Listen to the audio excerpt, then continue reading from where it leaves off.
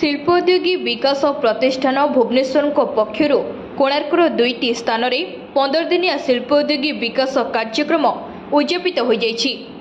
बेकार युवक युवती मानकु स्वावलंबी करने उद्देश्य यह कार्यक्रम को शिल्प निर्देशालय ओडिया कटक सहायता कोणार्क नाट्य मंडप और कोणार्क निकटस्थ सुतन चलित मास 5 तारिख रु 19 तारिख पर्यंत 15 दिन व्यापी प्रशिक्षण कर्मशाला अनुष्ठित होता।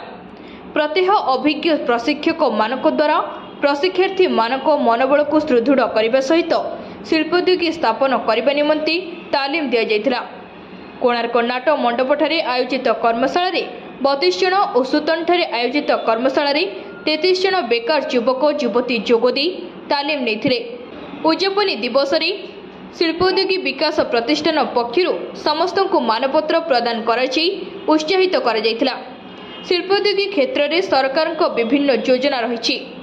योजना माध्यम शिल्पोद्योगी प्रतिष्ठान करी बेकार युवक और युवती माने आत्मनिर्भरशील व स्वावलंबी हो पारे बोली शिल्पोद्योगी विकास प्रतिष्ठान कार्यक्रम संयोजक सुब्रत कुमार पट्टनायक कहिथिले।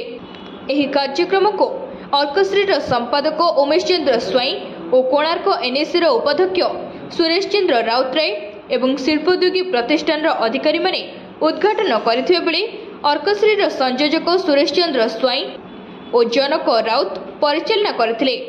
कोणार्क अजित रिपोर्ट तीर्थक्षेत्र लाइव।